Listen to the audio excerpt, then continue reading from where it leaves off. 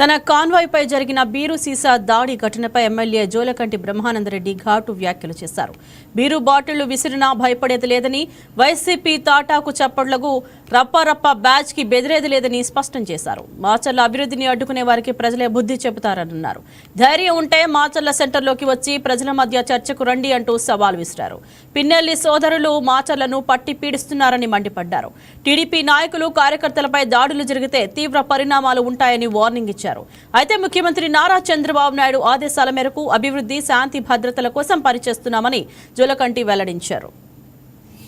ఒక శాసనసభ్యుడి మీద దాడి చేయటం అంటే ఆగతాయిగా చేసే చర్య కాదు. సరే, ఎవరు చేసినా ఎలా చేసినా ఈ తాటాకు చప్పుళ్ళకి,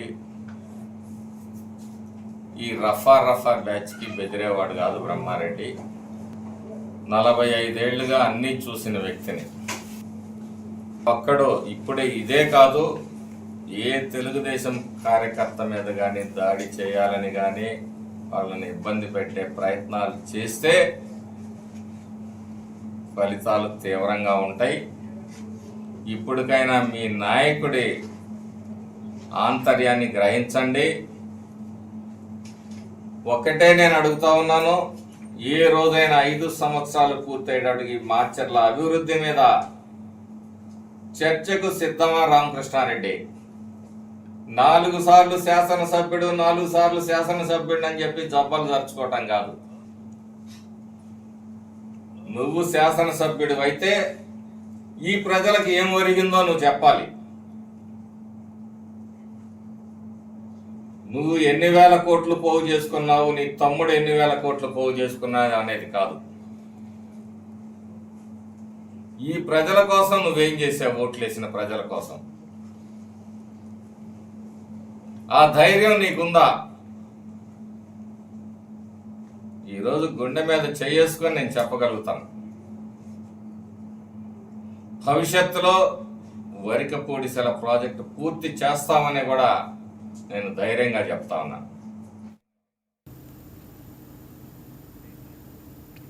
అనంతపురం హనీ ట్రాప్ ముఠా వెనుక టీడీపీ ఎమ్మెల్యేలు, వారి కుటుంబ సభ్యుల పాత్ర ఉందని మాజీ ఎమ్మెల్యే తోపుతుర్తి ప్రకాష్ రెడ్డి సంచలన ఆరోపణలు చేశారు.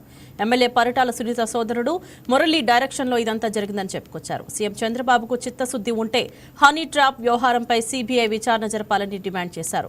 వెంటనే హనీ ట్రాప్ ముఠా సూత్రధారులపై చర్యలు తీసుకోవాలని కోరారు.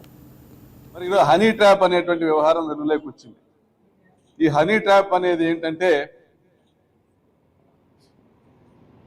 ఒక రకమైనటువంటి స్టేటస్ కలిగిన వారిని లేదా డబ్బున్న వారిని ఎంచుకొని సమాజంలో గౌరవంగా బతికేటువంటి వారిని ఎంచుకొని వారి నంబర్లు సేకరించి వారికి వాట్సాప్లో మెసేజ్లు పెట్టడం,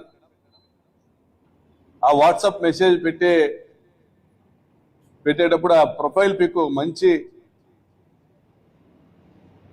హీరోయిన్ ఫోటోనో లేదా ఒక అమ్మాయి ఫోటోనో పెట్టి మెసేజ్లు పెట్టడం, రెస్పాండ్ అయితే వాళ్ళని ముగ్గులోకి లాగడం, మరి ముగ్గులోకి లాగిన తర్వాత వారిని వ్యక్తిగత ప్రదేశాలకు తీసుకెళ్లి అక్కడ వీడియోలు చిత్రీకరించి, ఫోటోలు చిత్రీకరించి వెంటనే ఈ ముఠాకు సంబంధించిన కొంతమంది ఆ ఇంట్లోకి ప్రవేశించి నానా హంగామా చేసి బెదిరించి ఆస్తులు రాపించుకోవడమో, డబ్బులు వసూలు చేయడమో లేదా బాండ్లు రాయించుకోవడమో అనేటువంటి పెద్ద ఒక మాఫియా, హనీ ట్రాప్ మాఫియా ఈ జిల్లాలో నడుస్తూ ఉంది. చాలా ఆలస్యంగా వెలుగులోకి వచ్చిన జిల్లా పోలీస్ యంత్రాంగము డీఐజీ గారి నేతృత్వంలో, ఎస్పీ గారి నేతృత్వంలో బాగానే వ్యవహరించినారని భావిస్తా ఉన్నాం. పాత్రదారులుగా ప్రచారము కాబడుతున్నటువంటి వ్యక్తులను, పోలీస్ అధికారులను అరెస్ట్ చేశారు. అనేక మంది పోలీస్ అధికారులపైన చర్యలు తీసుకున్నారు. మరి నేను ఒకటే ప్రశ్నిస్తా ఉన్నా, మీరు పాత్రదారులకే పరిమితమవుతారా డీఐజీ గారు, ఎస్పీ గారు? సూత్రధారులను వదిలేస్తారా? సూత్రధారుల వరకు మీ చేతులు వెళ్ళలేవా? వారిని మీరు అరెస్ట్ చేయలేరా? ఏ నియోజకవర్గంలోనైనా ఆ స్థానికంగా ఎమ్మెల్యే చెప్పిన వాళ్ళను డిఐజీ గారు, ఎస్పీ గారు సిఐల్ని కానీ ఎస్ఐల్ని కానీ అపాయింట్ చేస్తారు. మరి స్థానిక ఎమ్మెల్యేలు అపాయింట్ చేసుకున్నటువంటి పోలీస్ అధికారులు కోట్ల రూపాయల దందాలు నిర్వహిస్తా స్థానిక ఎమ్మెల్యేలకు వాటాలు ఇవ్వరా? పోనీ వారి కుటుంబ సభ్యులు ఇన్ఛార్జీలుగా వ్యవహరిస్తున్నటువంటి వారి కుటుంబ సభ్యులకు తెలియకుండానే ఇవన్నీ జరుగుతాయా? నేను ప్రశ్నిస్తా ఉన్నా. గుంటూరు రూరల్ మండలం రెడ్డిపాలెం గ్రామంలోని పెట్రోల్ బంకును ప్రతిపాడు నియోజకవర్గ వైసీపీ ఇన్ఛార్జ్ పలసాని కిరణ్ కుమార్ సందర్శించారు. దేశంలో ఎక్కడా లేని విధంగా ఏపీలోనే పెట్రోల్, డీజిల్ కృత్రిమ కొరత ఏర్పడిందని విమర్శించారు. కూటమి నాయకులు లబ్ధి కోసమే కొరత సృష్టించారని ఆరోపించారు. కూటమి ప్రభుత్వం వెంటనే స్పందించి ఈ కృత్రిమ కొరతపై తగిన చర్యలు తీసుకోవాలని డిమాండ్ చేశారు. ఈ కార్యక్రమంలో ప్రతిపాడు నియోజకవర్గ వైసీపీ నాయకులు, కార్యకర్తలు తదితరులు పాల్గొన్నారు. మనకి ఓన్లీ ఒక్క ఆంధ్ర రాష్ట్రంలో మాత్రమే ఈ డీజిల్ అండ్ పెట్రోల్ కృత్రిమ కొరత అనేది జరగడం జరిగింది. అంటే కృత్రిమ కొరత అనేది ఎలా వచ్చిందని, ఎందుకంటే కృత్రిమ కొరత అన్న పాయింట్ మనకి కాకుండా మిగతా రాష్ట్రాల్లో ఎక్కడ కూడాను ఇలాంటి డీజిల్ తాలూకా సంక్షోభం కానీ పెట్రోల్ తాలూకా సంక్షోభం కానీ లేదు. దగ్గర 4500 బంకులు ఉన్నటువంటి ఈ యొక్క ఆంధ్ర రాష్ట్రంలో 70% వరకు నో స్టాక్ బోర్డు పెట్టున్నాయి. ఇది ఎందువల్ల జరిగింది? జనాలందరూ చాలా ఆందోళన పడి ఏంటి ఎందువల్ల జరుగుతుందంటే, చాలా మందికి ఒక అపోహ ఏంటంటే పైన ఎక్కడ యుద్ధం జరుగుతుంది కదా, యుద్ధం వల్ల అందుకని మనకు కూడా ఈ ఆయిల్ కూడా ఇక్కడ కొడుతుంది అంటారు. పోనీ అది నిజమే అనుకుంటే మన యొక్క ఆంధ్ర రాష్ట్రంలో మాత్రమే ఈ యొక్క కొరత ఎందుకు? మరి పక్కన తెలంగాణలో ఎందుకు లేదు, కర్ణాటకలో ఎందుకు లేదు, తమిళనాడులో ఎందుకు లేదు, కేరళలో ఎందుకు లేదు? ఈ విషయం ప్రజలందరూ గ్రహించాలి. కావాలని చెక్ చేసుకోండి. ఓన్లీ ఇది ఒక్క ఆంధ్ర రాష్ట్రంలోనే ఈ యొక్క స్కేర్ సిటీ అనేది, ఆర్టిఫిషియల్ స్కేర్ సిటీ అనేది తీసుకురాబడింది. అది ఎవరి కోసం, ఎందుకోసం? ఈ కూటమి ప్రభుత్వాల్లో ఉన్నటువంటి నాయకుల యొక్క లబ్ధి కోసమా, ఇంకా వేరే ఎవరికైనా కోసమా?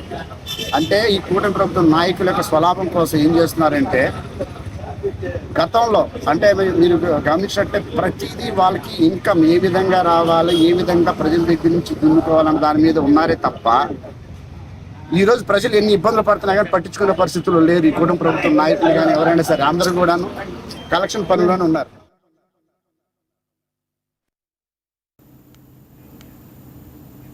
ఉమ్మడి వరంగల్ జిల్లాలోని పలు ప్రాంతాల్లో పెట్రోల్ బంకుల దగ్గర నో స్టాక్ బోర్డులు దర్శనమిస్తున్నాయి.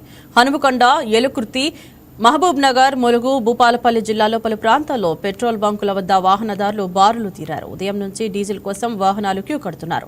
కొన్ని ప్రాంతాల్లో పెట్రోల్ ఉంటే డీజిల్ లేదని నో బోర్డులు కనిపిస్తున్నాయి.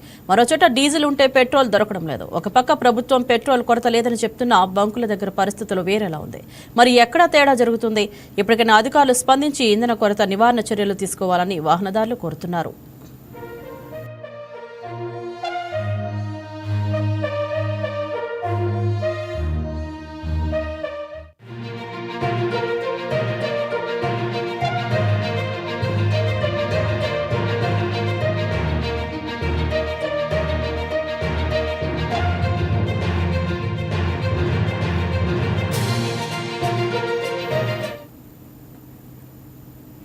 మార్కాపురం జిల్లా దోర్నాల శ్రీశైలం ఘాట్ రోడ్లో ప్రమాదాల నివారణకు పోలీసులు కీలక చర్యలు చేపట్టారు.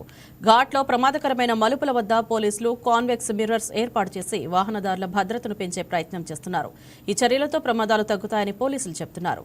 ఈ నేపథ్యంలో మార్కాపురం డీఎస్పీ నాగరాజ్తో మా special correspondent Prashant face to face. నమస్తే, welcome to YK TV. Markapuram జిల్లా దోర్నాల శ్రీశైలం ఘాట్లో రోడ్డు ప్రమాదాలను నివారించేందుకు జిల్లా ఎస్పీ హర్షవర్ధన్ రాజు ఆధ్వర్యంలో దోర్నాల శ్రీశైలం ఘాట్ రోడ్లో ప్రధానంగా మూల మలుపుల వద్ద ఎక్కువగా ప్రమాదాలు జరుగుతున్న నేపథ్యంలో వాటిని నివారించేందుకు పోలీసులు అయితే ప్రత్యేక చర్యలు చేపట్టారు.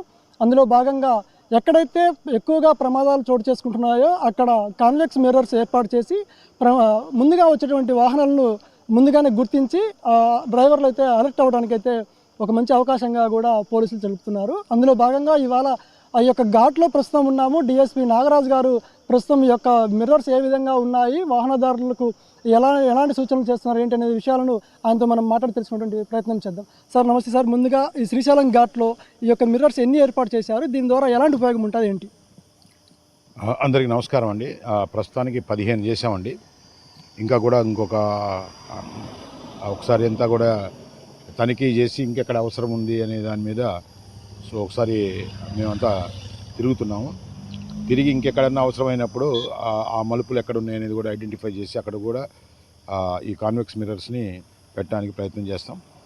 ఈ కాన్వెక్స్ మిర్రర్స్ అనేవి మా రైతమ జిల్లా ప్రకాశం జిల్లా మరియు మార్కాపురం జిల్లా ఎస్పీ గారు అయినటువంటి శ్రీ హర్షవర్ధన్ రాజు గారి ఆధ్వర్యంలో 2 జిల్లాల వ్యాప్తంగా కూడా ప్రతి పోలీస్ స్టేషన్లో కూడా ఎక్కడైనా ప్రమాదాలు జరిగే చోట్లను గుర్తించి ఆ ప్రమాదాలను నివారించడానికి ఈ కాన్వెక్స్ మిర్రర్స్ అనేవి మంచి ఫలితాలు ఇస్తున్నాయనేది లోక విదితమే.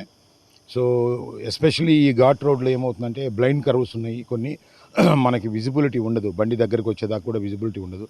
ఎక్కడైతే 2 రోడ్లు కలిసి బండి దగ్గరకు వచ్చేదాకా కనపడని ప్రదేశాలను ఐడెంటిఫై చేసి సో మన కన్నుకు చూడండి ఈ కాన్వెక్స్ మిర్రర్ చూస్తుంది. సో దీంట్లో కనబడితే మా డైరెక్ట్ విజిబిలిటీ లేనిది కూడా ఇక్కడ నుంచి చూసి అప్రమత్తంగా డ్రైవింగ్ చేసుకున్నందువల్ల ఈ ప్రమాదాలు నివారించవచ్చు అనేది మా యొక్క ఆలోచన. అది వాస్తవం కూడా. అంటే వీటితో పాటు కూడా ఎక్కువగా ఘాట్లో ప్రమాదాలు జరగకుండా ఉండేందుకు వాహనదారులకు ఎలాంటి సూచనలు చేస్తారు, అదేవిధంగా ఈ డ్రంక్ అండ్ డ్రైవ్ టెస్టులు కావచ్చు ఇవన్నీ కూడా ఎలా నిర్వహిస్తున్నారు ఏంటి సార్? మొదటి నుంచి కూడా ఈ తాగుబోతులు ఎక్కడైతే కూర్చుంటున్నారో సో మా ఎస్పీ గారు వచ్చినప్పటి నుంచి కూడా ఏ ప్లేసెస్ అయితే వీళ్ళు అర్ధరాత్రులు కానీ అపరాత్రులు కానీ కూర్చుంటున్నారు వాటిని అంతా ఐడెంటిఫై చేసి దాదాపు 200 పైన సో వాటన్నిటిని ఐడెంటిఫై చేసి వాళ్ళ చేతనే క్లీన్ చేయించి సో అట్లా ఈ ఓపెన్ డ్రింకింగ్ని అరికట్టడం జరిగింది. అలాగే డ్రంక్ అండ్ డ్రైవ్ అనేది నిరంతరంగా జరిగే ఒక ప్రక్రియ అది. సార్ ఇంకా ప్రధానంగా చూసుకుంటే ఇటీవల మన మార్కాపురం జిల్లాలో ఒక స్లీపర్ బస్సు రోడ్డు ప్రమాదం అయితే మనం చూసాము. అదేవిధంగా ఈ యొక్క శ్రీశైలానికి ఎక్కడి నుంచో కూడా పెద్ద ఎత్తున కూడా పర్యాటకులు భక్తులు వస్తుంటారు. వారు కూడా ప్రత్యేకమైనటువంటి టూరిస్ట్ బస్సులో వస్తూ ఉంటారు. వారికి ఎలాంటి సూచనలు చేస్తారు ఏంటి? ఏముందండి, ప్రతి ఒక్కరు కూడా బండి ఫిట్నెస్ ఒకటి చూసుకోవాలండి. ఇది ఘాట్ రోడ్డు కాబట్టి నార్మల్ వెహికల్ అంటే ఫిట్నెస్ బాగా ఉండే వెహికల్ తప్ప ఈ ఘాట్లో కొంచెం ఎక్కడానికి ఇబ్బంది పడుతుంది. దట్టు ఈ ఎండాకాలంలో సో ఈ రేడియేటర్ హీట్ ఎక్కటం కానీ తర్వాత ఈ వాటర్ అనే లెవెల్స్ చూసుకోవటం బండికి. సో ఖచ్చితంగా లైసెన్స్ ఉన్న బళ్ళు మాత్రమే, అంటే లైసెన్సు ఫిట్నెస్ ఉండే బళ్ళు మరియు డ్రైవర్కి తప్పనిసరిగా లైసెన్స్ ఉండాలా. కొత్తగా వచ్చే డ్రైవర్లు ఈ రోడ్డుని ఐడెంటిఫై చేసుకోవటంలో కానీ అక్వైంటెన్స్ అంటారు అది లేని వాళ్ళు కొంచెం జాగ్రత్తగా ఉండాలి. సో ఖచ్చితంగా చాలా జాగ్రత్తగా నడపాలి ఇక్కడ. ఎందుకంటే ఇది రాను పోను ఒకే రోడ్డు ఉంటుంది, అయినా చాలా పెద్ద మలుపులు ఉంటాయి. ఏదైనా రోడ్డు ఒక దగ్గర బ్లాక్ అయిందనంటే కనీసం ఇక్కడ సిగ్నల్స్ కూడా ఉండవు. Thank you sir. ఇది మనం చూస్తున్నాం కదా, ప్రస్తుతం ఏదైతే మనము ఇక్కడ ఈ కాన్వెక్స్ మిర్రర్స్ ఏర్పాటు చేశారో ప్రస్తుతం మనం ఇక్కడే ఉన్నాము. వీటిలో మనం చూసుకోవచ్చు క్లియర్గా కూడా. అంటే అటువైపు అంటే ఈ యొక్క ఎక్కువగా మూల మలుపులు ఉన్న ప్రాంతాల్లో ఈ యొక్క మిర్రర్స్ ఏర్పాటు చేశారు. అటువైపు నుంచి వచ్చేటువంటి ఆ వాహనాలు సాధారణంగా అయితే దగ్గరికి వచ్చేంత వరకు కూడా ఆ యొక్క వాహనాన్ని డ్రైవర్ గుర్తించేటువంటి అవకాశం ఉండదు. ఈ యొక్క మిర్రర్స్ ఏర్పాటు చేసిన నేపథ్యంలో దాంట్లో ముందుగానే ఆ యొక్క ఎదురుగా వచ్చేటువంటి వాహనాన్ని గుర్తించి ఆ యొక్క ప్రమాదాలకు గురి కాకుండా అప్రమత్తం అయ్యేటువంటి అవకాశం ఉంటుందని చెప్పేసి జిల్లా ఎస్పీ హర్షవర్ధన్ రాజు ఆదేశాల మేరకు మార్కాపురం డిఎస్పీ నాగరాజు గారు, అదేవిధంగా ఎర్రగొండపాలెం సిఐ అజయ్ కుమార్ గారు వారి సిబ్బందితోటి ఈరోజు ఇక్కడికి వచ్చి దాదాపుగా దోర్నాల శ్రీశైలం ఘాట్లో 15 ప్రాంతాలు ఈ యొక్క ప్రమాదకరంగా ఉన్నటువంటి మూల మలుపులను గుర్తించి అక్కడ ఈ యొక్క వీటిని ఏర్పాటు చేశామని కూడా మార్కాపురం డిఎస్పీ నాగరాజు గారు చెప్తున్నారు. వీడియో రిపోర్టర్ ప్రశాంత్, వైకేటీవీ, మార్కాపురం జిల్లా నుంచి. ఎన్టీఆర్ జిల్లా మైలవరం నియోజకవర్గంలో పెట్రోల్ డీజిల్ కొరతకు నిరసనగా కొండపల్లి పెట్రోల్ బంక్ వద్ద వైసీపీ నాయకులు ఆందోళన చేపట్టారు. 40 ఏళ్ల రాజకీయ అనుభవం ఉందని చెప్పుకుంటున్న చంద్రబాబు డీజిల్ పెట్రోల్ కొరతతో వినియోగదారులు ఇబ్బంది పడుతుంటే ఆ అనుభవం ఎక్కడికి పోయిందని వైసీపీ రాష్ట్ర సహాయ కార్యదర్శి మేడపాటి నాగిరెడ్డి ప్రశ్నించారు. ఇంధన కొరతతో ప్రజలను ఇబ్బందులకు గురి చేస్తున్న చంద్రబాబు వెంటనే రాజీనామా చేయాలని డిమాండ్ చేశారు. భారతదేశం నవ్వుల పాలైన రోజు, ఎందుకంటే రాష్ట్రం దేశం మొత్తం అలో లక్షణాలు అల్లాడుతూ డీజిల్ కష్టాలు వచ్చి పెట్రోల్ కష్టాలు వచ్చి ప్రజల నెత్తిన పెనుభారమైన రోజులు ఇవి.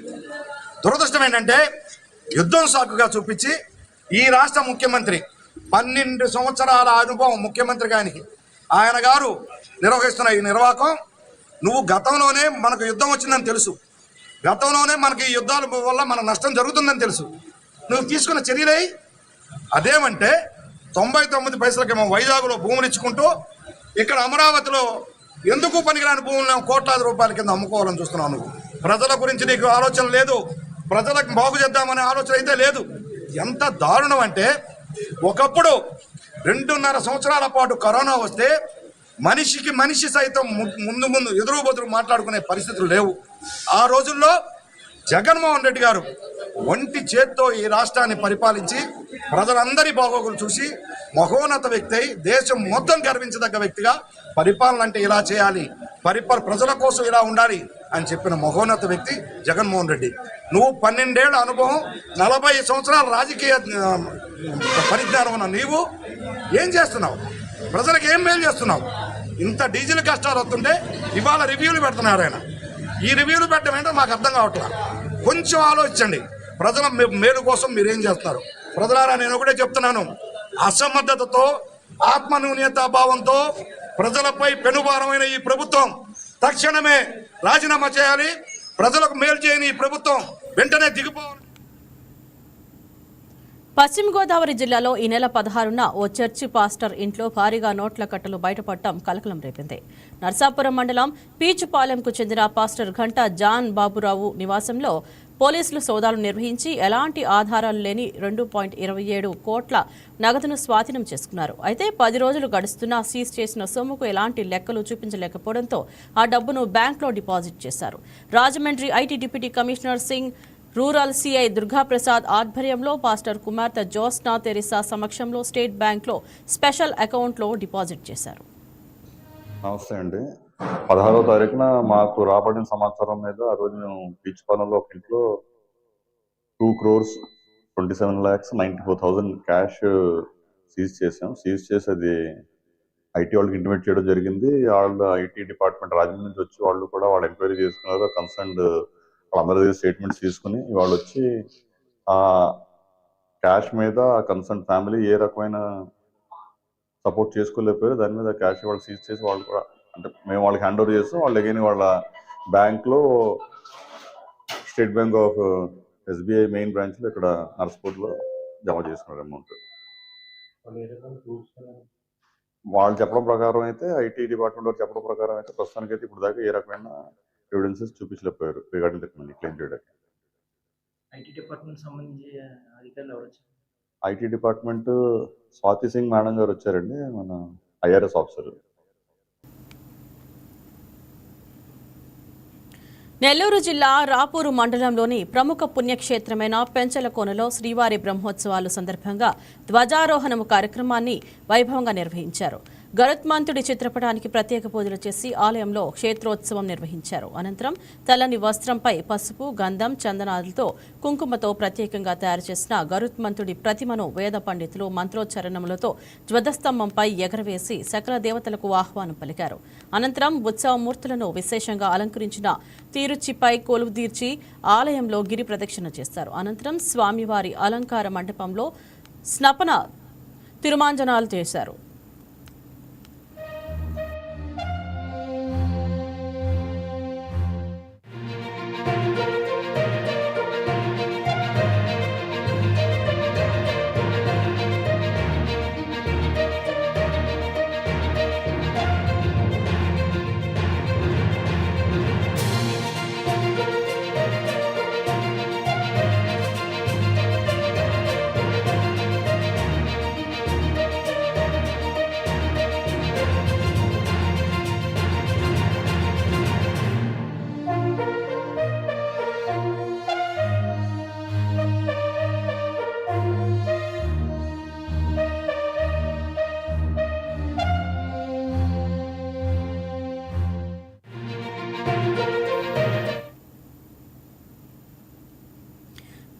మెగాస్టార్ ప్రభాస్ హీరోగా నాగ్ అశ్విన్ దర్శకత్వంలో తెరకెక్కిన కల్కి 2898 AD సినిమా బాక్స్ ఆఫీస్ వద్ద 1000 కోట్లకు పైగా వసూళ్లు రాబట్టి ఇండియన్ సినిమా స్థాయిని మరో లెవెల్కు తీసుకువెళ్లింది.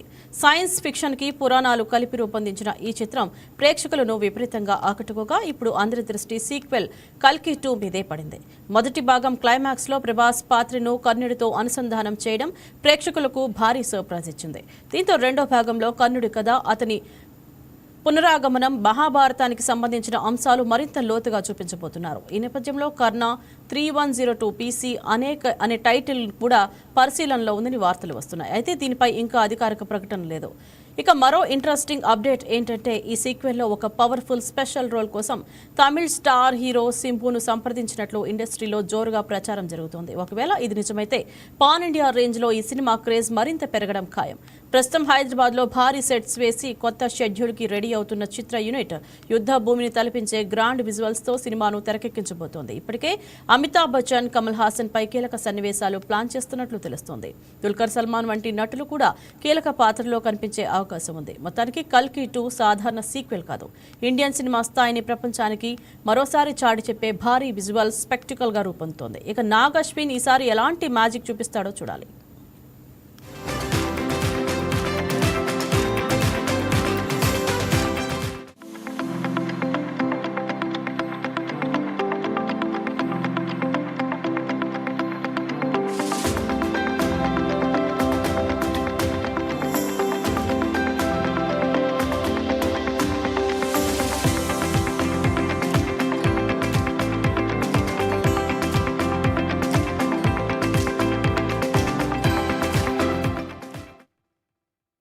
మనిషికి వరం అంటారు, కానీ అదే నవ్వు అవమానంగా మారితే అది వినోదం కాదు, వికారం.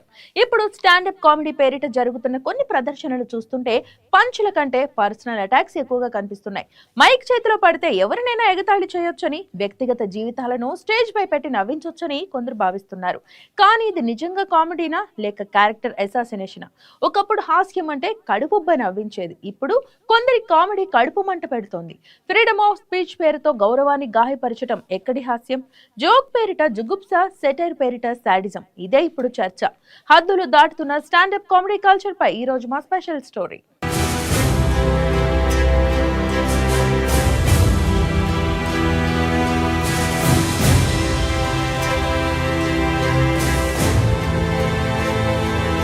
నలుగురిని నవ్వించటం ఒక యజ్ఞం, కానీ అదే నవ్వు నలుగురిని ఏడిపించేలా ఉంటే అది రాక్షసానందం.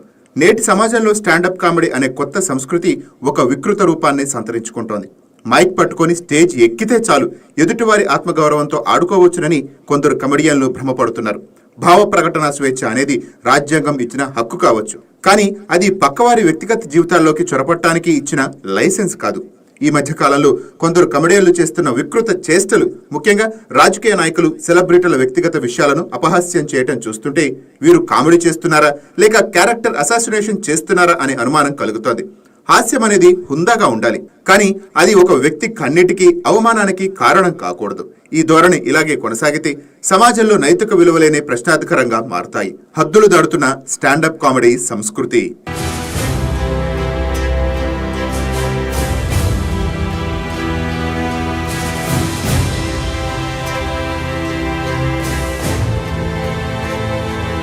ఒకప్పుడు జంధ్యాల, ఈవీవి సత్యనారాయణ వంటి మహానుభావులు సినిమాల్లోని హాస్యం కడుపుబ్బా నవ్వించేది.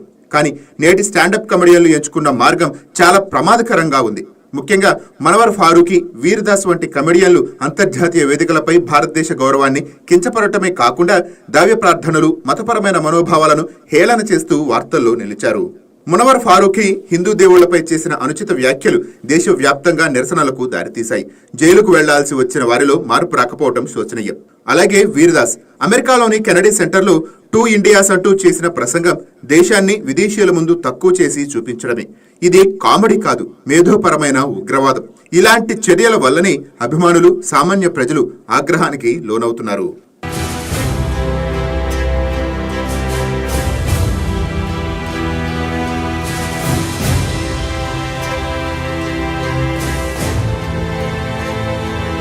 ఇటీవల తెలుగునాట కొందరు స్టాండప్ కమెడియన్లు వాక్ స్వాతంత్రం పేరుతో రాజకీయ ఎజెండాలను భుజానికి ఎత్తుకొని జుగుత్సాకరమైన వ్యాఖ్యలు చేస్తున్నారు. ముఖ్యంగా ఆంధ్రప్రదేశ్ ముఖ్యమంత్రి చంద్రబాబు నాయుడు, మంత్రి నారా లోకేష్ల ఆహార్యం, శారీరక ఆకృతిపై అసభ్య పదజాలతో విరుచుకుపడుతున్నారు. కేవలం రాజకీయ వ్యతిరేకతను వ్యక్తిగత ద్వేషంగా మార్చి వారి కుటుంబ సభ్యులపై బురద చల్లటం ఏ రకమైన హాస్యమో. ఇక ఉప ముఖ్యమంత్రి పవన్ కళ్యాణ్ వ్యక్తిగత జీవితం, ఆయన 3 వివాహాల గురించి సోషల్ మీడియాలో కామెడీ పేరిట జరుగుతున్న దాడి అత్యంత హేయమైనది. ఇదే కోవలో మెగా ఫ్యామిలీకి చెందిన నిహారిక కొణిదెల విడాకుల అంశాన్ని సాకుగా తీసుకుని ఆమె ఆత్మగౌరవాన్ని దెబ్బతీసేలా ప్రవర్తిస్తున్నారు. ఈ పరిణామాల నేపథ్యంలో ఆయా నేతలు, సెలబ్రిటీల అభిమానులు తీవ్రంగా స్పందిస్తున్నారు.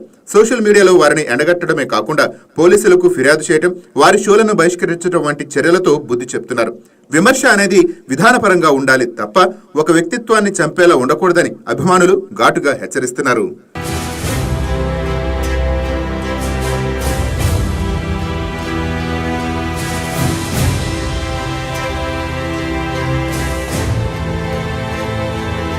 సెలబ్రిటీలంటే కేవలం తెరపై కనిపించే బొమ్మలు కాదు, వారికి కూడా కుటుంబం, భావోద్వేగాలు ఉంటాయన్న కనీస ఇంగితాన్ని కొందరు కమెడియన్లు మర్చిపోతున్నారు.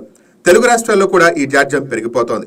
జబర్దస్త్ వంటి షోల ద్వారా గుర్తింపు తెచ్చుకున్న కొందరు నటులు సోషల్ మీడియాలో సెన్సేషన్ కోసం సినిమా స్టార్ల వ్యక్తిగత విడాకుల గురించి, వారి పిల్లల గురించి అసభ్యకరమైన జోకులు వేస్తున్నారు. ఒకరి వైవాహిక జీవితంలోని వైఫల్యాలను కామెడీకి వస్తువుగా మార్చుకోవటం ఎంతవరకు సమంజసం? రాజకీయ నాయకుల విధానాలను విమర్శించడం ప్రజాస్వామ్య లక్షణం. కానీ వారి శరీర ఆకృతి, కుటుంబ నేపథ్యాన్ని కించపరచడం నీచాతి నీచం. నాయకుల అభిమానులు ఆగ్రహిస్తున్నారంటే అది వారి పిచ్చితనం కాదు, తాము ఆరాధించే వ్యక్తులపై జరుగుతున్న అరాచకానికి వారు చెబుతున్న సమాధానం.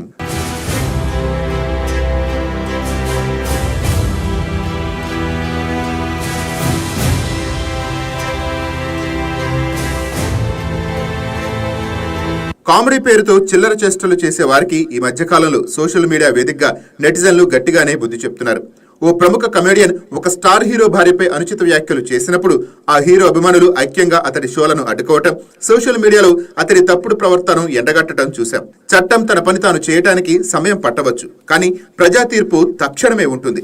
షోల ద్వారా నిర్వాహకులు కూడా రేటింగుల కోసం ఇలాంటి అసభ్యతను ప్రోత్సహించడం ఆపివేయాలి. తమకు నచ్చిన నాయకుడిని లేదా నటుడిని దారుణంగా కించపరుస్తుంటే ఏ అభిమాని కూడా చూస్తూ ఊరుకోడు. ఆ ఆగ్రహం ఒక్కోసారి దాడులకు కూడా దారితీస్తోంది. ఇది మంచిది కాకపోయినా దానికి పునాది వేస్తున్నది మాత్రం ఈ అహంకారపూరిత కమెడియన్లే.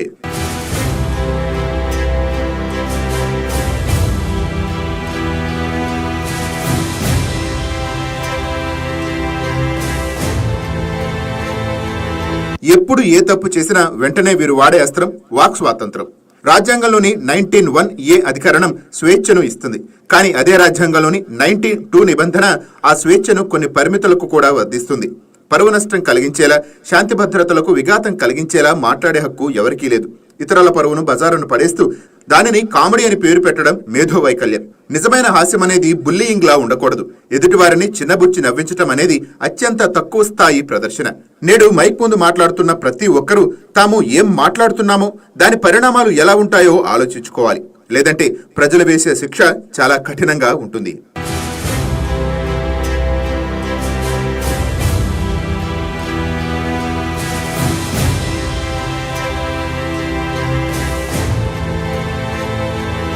ఇది కేవలం భారతదేశానికే పరిమితం కాలేదు, ప్రపంచవ్యాప్తంగా ఈ ధోరణి కనిపిస్తోంది. ఆస్కార్ వేదికపై క్రిస్ రాక్ అనే కమెడియన్ విల్ స్మిత్ భార్య అనారోగ్యం గురించి జోక్ వేసినప్పుడు విల్ స్మిత్ వేదికపైకి వెళ్లి చెంపదెబ్బ కొట్టిన సంఘటన ప్రపంచాన్ని కుదిపివేసింది. హింసను ఎవరూ సమర్థించరు, కానీ ఒకరి ఆరోగ్యాన్ని హేళన చేయటం ఎంతటి మానసిక హింస! ఒక మహిళ ఆత్మగౌరవాన్ని దెబ్బతీసేలా జోక్ వేయటం స్వేచ్ఛ ఎలా అవుతుంది? ఈ సంఘటన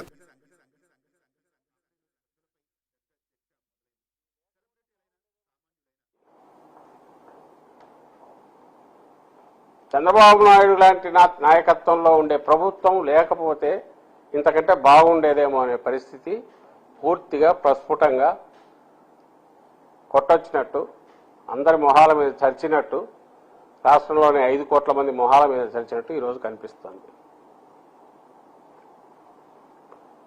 ఆఖరకు ఇది అసమర్థతో చేతగాంతనం అని నేను అనుకోవట్లా.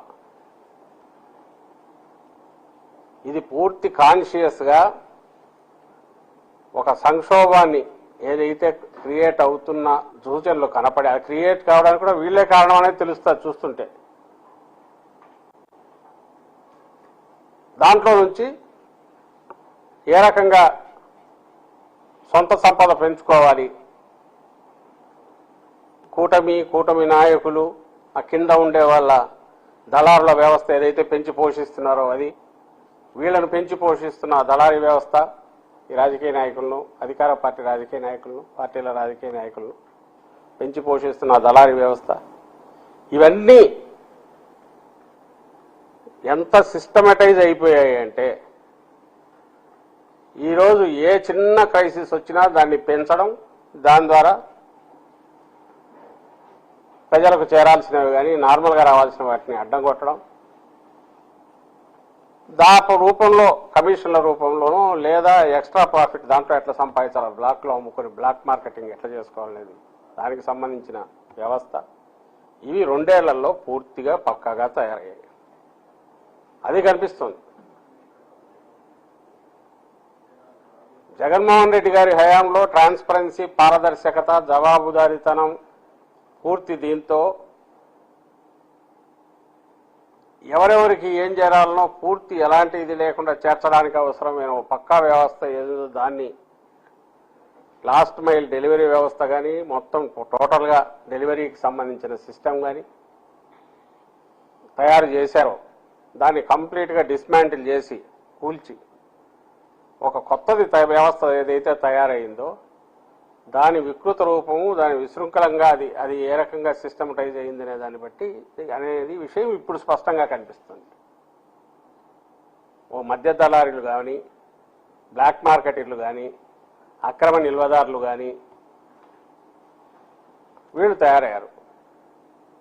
వీళ్ళకి ఫైనాన్స్ చేసేవాళ్ళు, వాటి నుంచి తయారైన దాన్ని మళ్ళీ పంచుకోవడానికి అవసరమైన సిస్టమ్ తయారయ్యాయి. అది యూరియా కావచ్చు, విత్తనాలు కావచ్చు, ఫర్టిలైజర్స్ కావచ్చు, పెట్రోల్ డీజిల్ కావచ్చు. ఇది ఈరోజు కనపడుతుంది రాష్ట్రంలో. కాదని ఎవరన్నా అనగలరా? ఇందులో ఎవరు అఫెక్ట్ కాని పార్టీ, ఏదో పౌరులు ఎవరైనా ఉన్నారా? సెక్షన్ ఆఫ్ పీపుల్, 2 వీలర్ దగ్గర నుంచి పెద్ద పెద్ద కార్ల వరకు, ఎంటైర్ ఇండస్ట్రీస్, అగ్రికల్చర్ ప్రోడక్ట్స్, అన్ని పెరిషబుల్ ప్రోడక్ట్స్ పోతాయి, డిలే అయిపోతాయి. కోతకొచ్చిన వరి అక్కడ ఉంది, ఆక్వా ఏరియేటర్లు దాని మీద డిపెండ్ అయి ఉన్నాయి, అవి దానికి ఇబ్బంది పడుతున్నారు. అసలు అర్థం కానిది ఏంటంటే 2 వీలర్కి అయితే 2 లీటర్లు, వీళ్ళకైతే 4 వీలర్కి అయితే 20 లీటర్లు ఎంతో ఇస్తున్నట్టున్నారు. ఎవరన్నా హైదరాబాద్ బయలుదేరితే ఎంతవరకు పోవాలో తెలియదు. ఎవరు వెహికల్ తీసుకొని బయటకు పోవాలంటే పోయే సాహసం చేయకుండా, ఇది దొరికితే 70% మూతపడినాక అది మాత్రం ఎక్కడ దొరుకుతుంది? బంకులన్నీ మూతపడినాక. సో క్రైసిస్ క్రియేట్ చేశారు, క్రైసిస్ పెంచి పోషిస్తున్నారు. అది లేనట్టే సాధారణ జీవితం నడుస్తున్నట్టు ఈ ప్రభుత్వం చూపే ప్రయత్నం చేస్తుంది. ఈ ప్రాసెస్లో అడ్డంగా దోచుకుంటున్నారు అనడానికి కావాల్సినంత ఇది సాక్ష్యాలు దీంట్లో కనపడుతుంది. దీనికి వేరే ఎక్కడ పక్క స్టేట్స్లో లేని పరిస్థితి ఇక్కడెక్కడ ఉంది, అన్లెస్ ఇది కృత్రిమ కొరత కాకపోతే, వీళ్ళు క్రియేట్ చేసిన ఆర్టిఫిషియల్ క్రైసిస్ కాకపోతే, షార్టేజ్ కాకపోతే. ఇదే విషయమై ఈరోజు వీళ్ళకి సంబంధం లేకుండా నిజంగా ఆయిల్ కంపెనీస్ నుంచి వస్తున్న వాటిలో తగ్గిందా అనే విషయమే కనుక్కోవడానికి ఢిల్లీలో మా ఎంపీ అవినాష్ రెడ్డి గారు ఈరోజు సెక్రటరీని కలిశారు, పెట్రోలియం కార్యదర్శి. అక్కడ ఇంకొక షాకింగ్ ఇది తెలిసింది. అక్కడ వెళ్తే, అయ్యా మా దగ్గర నుంచి సప్లైస్ అయితే బాగా ఉన్నాయి, రెగ్యులర్ నార్మల్గా ఉన్నాయి, కానీ అక్కడ నుంచి ఒక వింత లెటర్ ఆయిల్ మార్కెటింగ్ కంపెనీస్కి వచ్చింది. అక్కడ పౌర సరఫరాల శాఖ civil supplies commissioner, who is part of the government, ఆయన సంబంధం లేనివాడు కాదు, ఆయన ఆయిల్ మార్కెటింగ్ కంపెనీలకు రాసిన లెటరు, సిఆర్డిఏలో కన్స్ట్రక్షన్కు డీజిల్ అవసరం ఉంటుంది కాబట్టి కొరత రానియకుండా బల్క్ ఇవన్నీ అక్కడ దగ్గరుండే బంకుల్లో అంతా ఇవ్వండి అని చెప్పి లెటర్ రాశాడు. Which is not possible. ఒక నిమిషం. ఇది 24వ తేదీ 24వ తేదీ పౌర సరఫరాల శాఖ కమిషనర్ ఆయిల్ మార్కెటింగ్ కంపెనీస్కి రాసిన లెటర్. కొంచెం పైకి తీసుకో.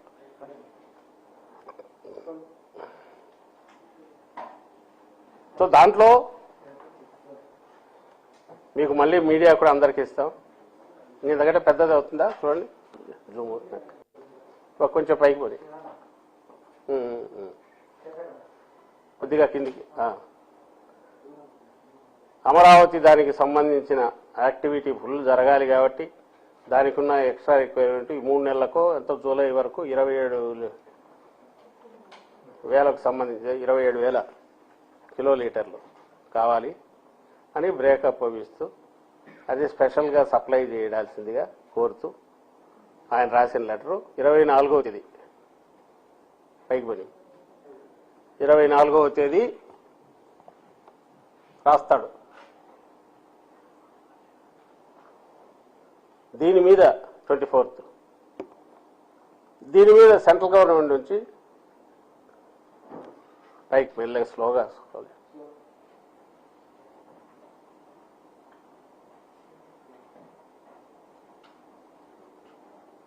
దీని మీద సెంట్రల్ గవర్నమెంట్ ఆయన secretary petroleum and natural gas ఆయన రాసిన రిప్లై ఇది.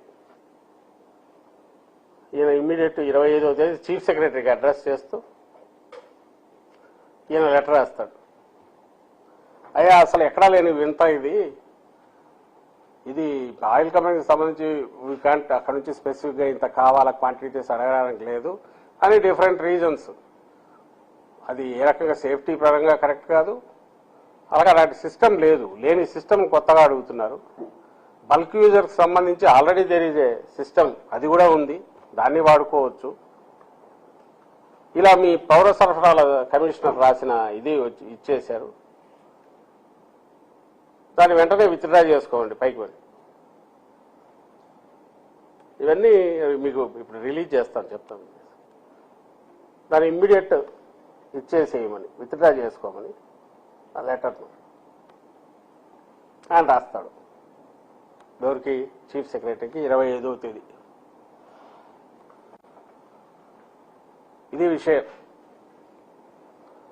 అంటే పాయింట్ ఇక్కడ వచ్చేసి ఈ ప్రభుత్వంలో వీళ్ళకి అసలు కంట్రోల్ లేకపోవడం కాదు, కంట్రోల్ దేని మీద పెట్టుకోదలుచుకున్నట్లేదు. ఒక పౌర సరఫరాల శాఖ కమిషనరు ఏపీసీఆర్డీఏ కమిషనర్ రాసిన లెటర్ బేస్ చేసుకుని మెకానికల్గా ఓఎంసీలకు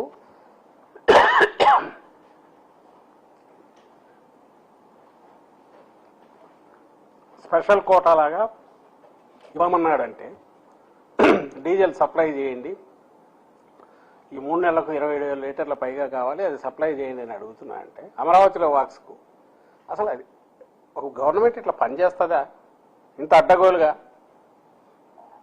అది నియర్ బై పెట్రోల్ పంప్స్కు చెప్పాలంట. పెట్రోల్ బంక్లో ఏ బేసిస్ మీద నియర్ బై పెట్రోల్ బంక్? ఎవరికి ఇవ్వాలా? వాడికి ఏ సిస్టమ్ ఉంటుంది? తీసుకునేవాడు ఎక్కడ స్టోరేజ్ చేయాలా? చేస్తాడు. ఆ పేరుతో ఏ కాంట్రాక్టర్ రాసి ఇచ్చినా తీసుకుపోవచ్చా? ఇది షాకింగ్ విషయమా కాదా? అంటే ఈరోజు కొరత అని చెప్తున్న దానికి మీకున్న అమరావతి తప్ప ప్రపంచంలో ఏమీ లేదు, రాష్ట్రం ఏమైనా పర్వాలేదు, అమరావతి అనే ఒక మీకు మీరు